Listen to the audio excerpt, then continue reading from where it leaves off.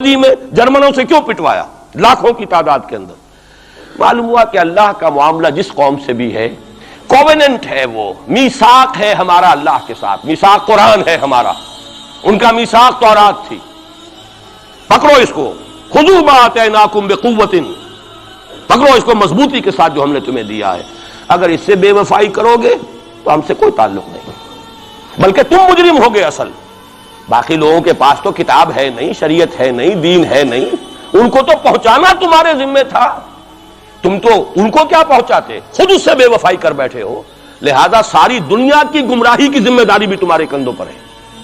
یہ ہے وہ جرم جس کی بنا پر سزا ملے گی، سزا کے مستحق ہیں ہم، اور ہم میں سب سے بڑھ کر عرب ہیں جن کی مادری زبان عربی ہے، جن کو صرف نحو پڑھنے کی ضرورت نہیں قرآن سمجھنے کے لیے، وہ تو از دل خیزت بر دل ریزت، براہ راست کمیونیکیشن قرآن سے ہو رہی ہے۔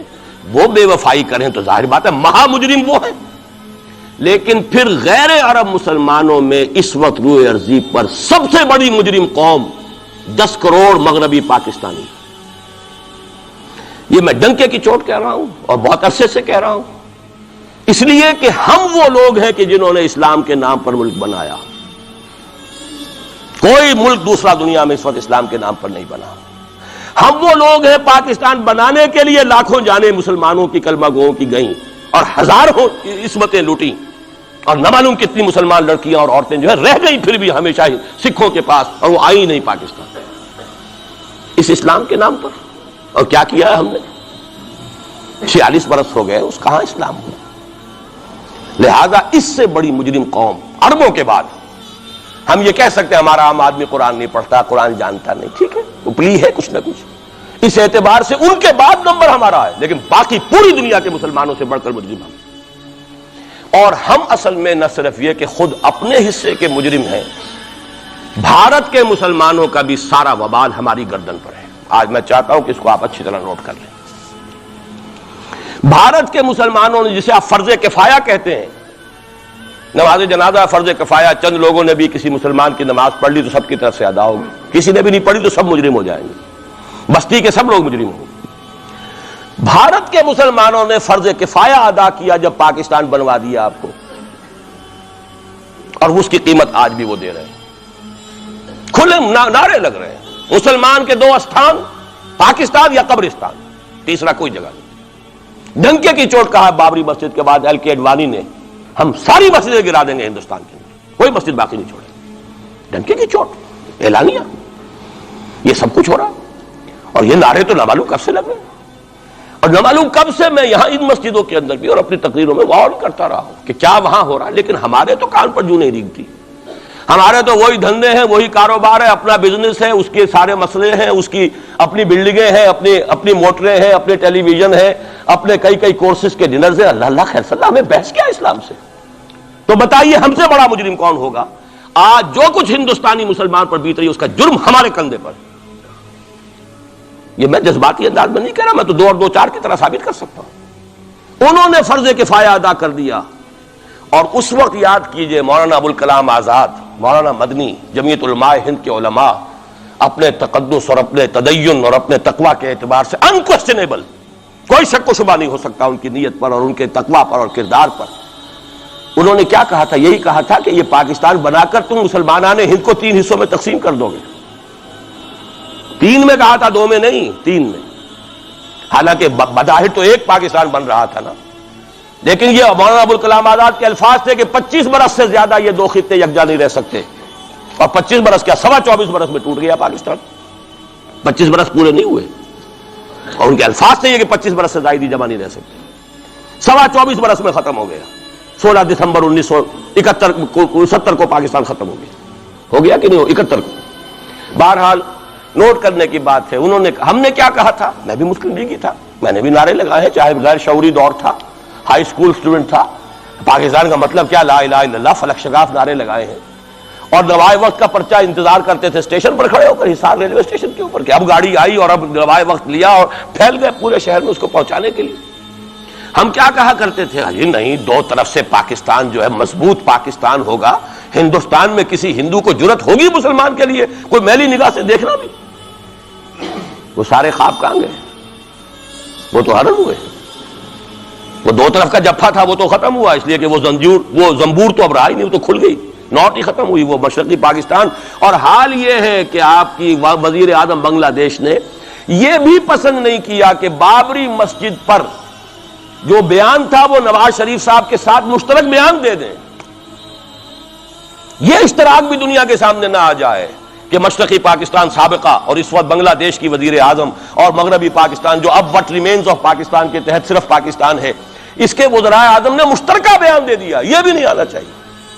یہ حال ہے ہمارا۔ حالانکہ بات اپنی جگہ پر کوئی ایسی نہیں تھی، کوئی سیاسی نہیں، ایک مذہبی معاملے کے اوپر اظہار رائے کرنا تھا۔ انہوں نے کہا نہیں، آپ کے ساتھ مشترک بیان میں نہیں دوں گی، نہیں دیا۔ تو وہ جو تھا دو طرف سے جفا وہ تو سن 71 میں کھل گیا۔ جو ہمارا حال ہے وہ تو ہونا ہی تھا۔ یہ ملک بنا اسلام کے نام پر، اس کا استحکام ہو سکتا تھا تو صرف اسلام کی بنیاد پر ہو سکتا تھا۔ اسلام سے غداری کی، لہذا یہاں تو اب قومیتیں ہیں، یہاں تو اب ایتھنک اور ریجنل اور نہ معلوم کس کس قسم کی اور لنگوسٹک جو ہے نیشنلٹیز ہیں، نیشنلزمز ہیں، وہ جو ایک امت ایک وقت میں بن گئی تھی، ایک قوم، مسلم قوم ہندو کے مقابلے کے لیے، وہ تو ختم ہوئی۔ اور حال کیا ہو گیا ہے، اس سے پہلے بھی کبھی کبھی ہندو مسلم فسادات ہوتے تھے۔ کیا سندھ سے مسلمان نہیں پہنچ جاتا تھا وہاں ریلیف کے لیے؟ کیا پنجاب سے اور سرحد سے مسلمان نہیں جاتے تھے؟ بہار نہیں گئے تھے؟ کیا کانپور کی مسجد شہید ہوئی تھی 1915 میں تو پوری ہندوستان سے مسلمان نہیں پہنچ گئے؟ آپ کیا کر رہے ہیں؟ مندر گرا دیے، یہاں بڑی بہادری کا کام کیا، مندر گرا دیے۔ شرم سے ڈوب مرنے کا مقام ہے۔ یہاں بھی گویا کہ ہم اپنے عمل سے اسلام کی مخالفت کر رہے ہیں۔ اسلام تو اجازت نہیں دیتا۔ آپ کسی اور کے جرم کی سزا کسی اور شخص کو نہیں دے سکتے۔ ہمارے پاس تو یہ سیکریٹ ٹرسٹ ہیں، یہ لوگ ذمہ وہ اپنے آپ کو منواتے نہیں، لیکن ہمارے تصور سے، اسلام کے تصور سے ذمہ ہے۔ ان کی جان، مال، عزت، آبرو، ان کی عبادت گاہوں کی حفاظت کا ذمہ ہے ہمارا۔ ایک بڑی بہادری کی ہے، ذرا سوچئے تو صحیح کیا دنیا نے سوچا ہوگا، اور نتیجہ کیا نکلا؟ اگر کسی درجے میں بھی بابری مسجد کی شہادت پر کوئی دنیا میں کوئی رائے عامہ ہو سکتی تھی کوئی ہندوستان کے خلاف، ختم ہو گئی۔ جو انہوں نے کیا 10 گنا تم نے کر لیا۔ تم نے ایک مسجد گرائی ہے، تم نے اتنے 100 کہتے ہیں، پتہ نہیں مجھے تو معلوم نہیں 100 گرائے کتنے گرائے ہیں، بہرحال جتنے مندر تھے تم نے گرا دیے۔ فرق کیا ہے؟ ایک کردار ہے تمہارا، ایک ہی تمہارا اخلاق ہے، ایک ہی تمہارا معیار ہے، کوئی فرق ہی نہیں۔ بلکہ وہاں تو کم سے کم یہ تو ہے، دنیا کی آنکھوں میں دھول ڈالنے کے لیے کم سے کم یہ کہ فارن منسٹری جو ہے اس نے ریزائن کیا، ہم نے مان لیا جی ہم نہیں کر سکے، ہم مجبور ہیں۔ حالانکہ سب ان کی اجازت سے ہوا ہے، بلکہ ان کی ملی بھگت سے ہوا ہے۔ لیکن یہ کہ کلیان سنگھ نے فوراً استعفیٰ دے دیا، منسٹری ختم ہو۔ پھر وہ بھارت کی مرکزی حکومت نے اور بھی پارٹیز کو بھی بین کر دیا، اور اس کے بعد یہ ہے کہ انہوں نے حکومتیں بھی 3 اور صوبوں کی توڑ دی۔ وہ تو سرخرو ہو گئے پوری دنیا کی جو رائے عامہ ہے، ہم اس کے سوا کیا کر سکتے ہیں؟ ہمارا ایک دستور ہے، دستور میں جو بھی صوبائی حکومت ہوتی ہے اس کی اجازت کے بغیر ہم فوج بھیج نہیں سکتے۔ وہاں پہ صوبائی حکومت تھی، اس نے ہمیں یقین دہانی کرائی تھی، سپریم کورٹ کو بھی یقین دہانی کرا دی تھی کہ مسجد کو کچھ نہیں ہوگا، تو ہم تو اس کے اوپر ڈیپینڈ کر رہے تھے۔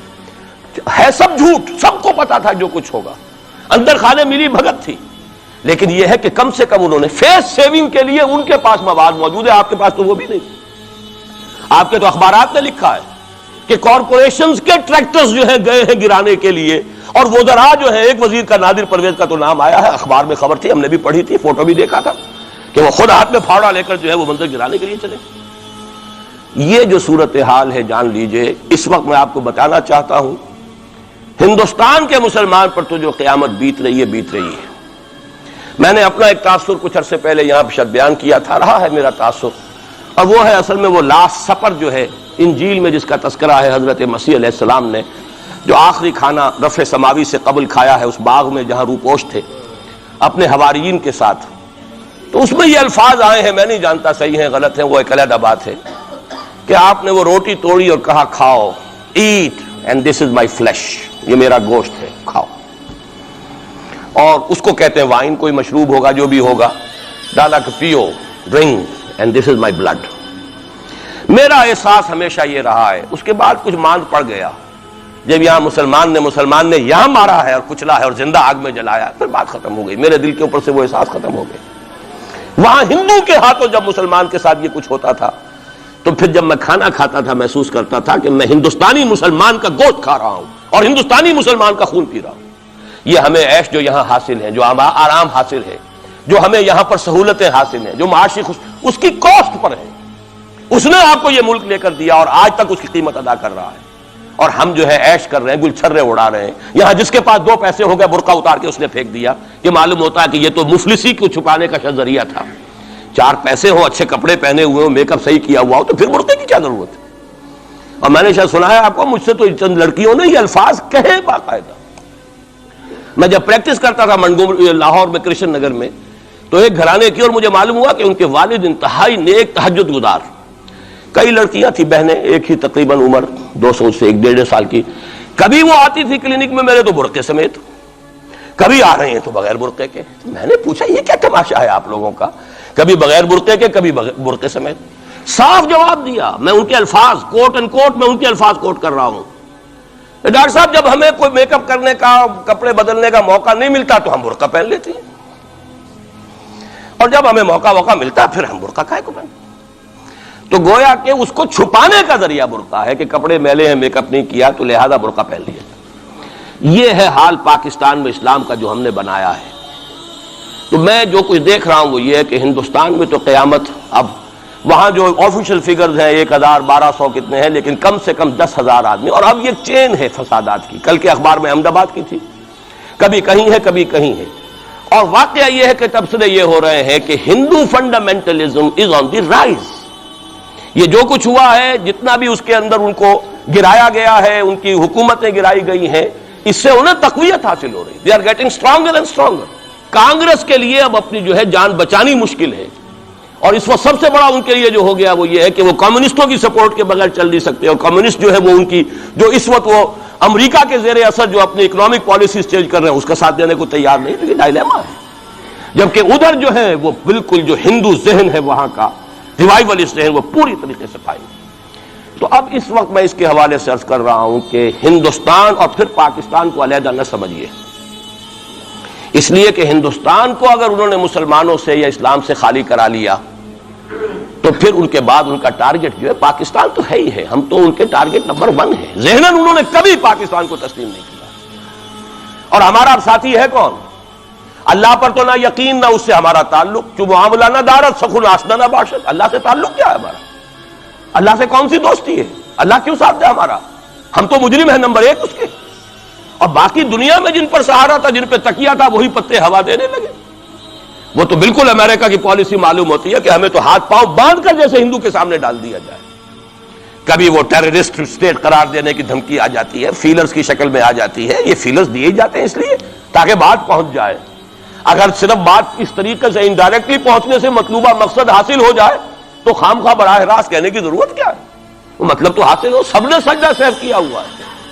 ہمارے ہاں ہر ادارہ سجدہ سہو کر چکا امریکہ کے سامنے. Total surrender. اور یہ بات جو قاضی حسین احمد صاحب کہہ رہے ہیں 100% درست کہہ رہے ہیں، 100% درست کہہ رہے ہیں. ٹوٹل سرنڈر، چاہے وہ بے نظیر ہو، چاہے وہ نواز شریف ہو، اور چاہے وہ کوئی اور ادارہ ہو آپ کا جو یہاں پہ قوت کا اصل سرچشمہ ہے اور منبع ہے، سب کے سب 100% جو ہے اس کے سامنے سجدہ کر چکے. یہی وجہ ہے کہ وہ بے نظیر کا ساتھ نہیں دے رہے. بے نظیر کا ساتھ کائے کو دے؟ اگر نواز شریف ان سے بڑھ کر، ہم بھی ہیں دربار کے، اگر یہ کہنے کے لیے وہ ان سے بڑھ کر تیار ہو تو اسے کیا ضرورت پڑی ہے؟ اس کی کون سی کوئی رشتہ داری ہے بے نظیر کے ساتھ یا کسی اور کے ساتھ؟ ہاں اگر نواز شریف کہیں کسی جگہ پر بھی کوئی اپنے پاؤں کو گھسیٹتا، ڈریگ کرتا، اپنے فیٹ کو کہیں کوئی رکاوٹ ڈالتا، پھر ٹھیک ہے، پھر اس کو آلٹرنیٹ لانے کے لیے تو کوئی ہے نا کوئی سوال. لیکن جب وہ ان سے بڑھ کر نیاز مند ہو، ان سے زیادہ بڑھ کر سجدہ کرنے کو تیار ہو، ان سے بڑھ کر کہیں ہم شریعت کوڈی کو اٹھا کے پھینک دیں گے اگر سود کا معاملہ جو ہے شریعت کوڈ کے حوالے سے ہمارے لیے مصیبت بنا، سود تو دیں گے، چلے گا، لائیے خدا کے لیے لائیے، پیسہ لے کے آئیے، ہمارے ملک میں آئیے، پیسہ لگائیے. اور یہ سود وود کا یہ کوئی مولوی لوگ ہیں پاگل جو کہتے ہیں کہ یہ کوئی حرام ہے، اور کوئی پاگل ہمارے شاید وہ کورٹ والے بیٹھے ہوئے تھے جنہوں نے اسے کہہ دیا کہ بینک انٹرسٹ بھی جو ہے ربا ہے. باقی آپ ہم سے کوئی ڈر نہ رکھیے. میرے اسلام کو اب قصہ ماضی سمجھو، ہنس کے وہ مس بولی کہ پھر مجھ کو بھی راضی سمجھو. سیدھی بات ہے. جھگڑا تو اسلام سے تمہارے سے تو نہیں، نہ بے نظیر سے جھگڑا ہے اور نہ نواز شریف سے جھگڑا ہے، جھگڑا اسلام سے. اس حوالے سے بہت برا وقت آ رہا ہے. اور اس میں ایک پہلو میں اور چاہتا ہوں کہ آپ حضرات کے سامنے بیان کر دوں. پوری دنیا میں تو فنڈامنٹلسٹ مشہور ہو گیا مسلمان، پوری دنیا کا ذرائع ابلاغ لگے ہوئے ہیں. اصل فنڈامنٹلزم جو ہے، بلکہ 2 باتیں عرض کر دوں. ریشزم پوری دنیا میں بدنام، گالی، اور اصل ریشسٹ ملک اسرائیل، اسے کوئی کچھ نہیں کہتا، اس لیے کہ وہ مذہبی ریاست نہیں ہے، وہ تو بلکہ یہودیت ہے ہی نسلی مذہب۔ ساؤتھ افریقہ کیا ہوگا، کوئی نسل پرست قوم یا نسل پرست ملک، وہ تو کچھ بھی نہیں تھا۔ اصل جو نسل پرست ہے وہ تو یہودی ہے، انہیں کوئی کچھ نہیں کہہ رہا۔ ریشسٹ وہ فنڈامنٹلزم اصل جو چلا ہے وہ ہندوستان میں چلا ہے، بدنام پوری دنیا میں مسلمان ہو گیا۔ لیکن اب اس کا میں بلیم نہ امریکہ کو دے سکتا ہوں نہ کسی اور کو، یہ تو اے باد سبا ہی ہم آوردہ توستی، ہمارا اپنا کیا دھرا ہے۔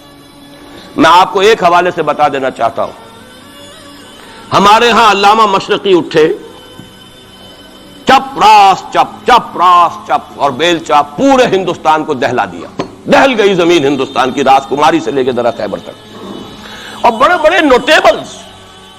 یہ تحریک اتنی عظیم تھی، اتنی آرگنائز تھی، آپ کو معلوم ہے یہ تالپور برادران جو ہے، دونوں بھائی جو تھے یہ خاکسار تھے، بڑے بڑے لوگ سندھ میں، فرنٹیئر میں، پنجاب میں، ہر جگہ پر، اور ایسی زبردست آرگنائزیشن بالکل ملٹری والی، ان کے سارے قواعد ملٹری کے۔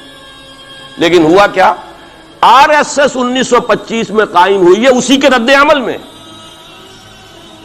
ہندو سویا ہوا تھا، انہوں نے دیکھا یہ مسئلہ اٹھ گیا ہے، اور اتنا زبردست اٹھ گیا ہے، زور شور کے ساتھ اٹھ گیا ہے، اس کی چپراس جو ہے وہ زمین جو ہے لرز رہی ہے، اس سے تو اٹھنا پڑے گا نا۔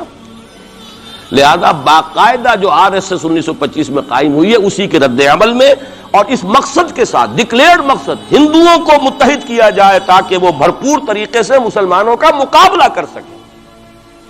ہندو واد آن دی ڈیفینسو۔ لیکن 1925 سے لے کر آج تک کتنے سال ہو گئے، 67، 67 برس تک ایک جماعت کا حوصلہ دیکھیے، اس کا ظرف دیکھیے، آج تک سیاست میں حصہ نہیں لیا،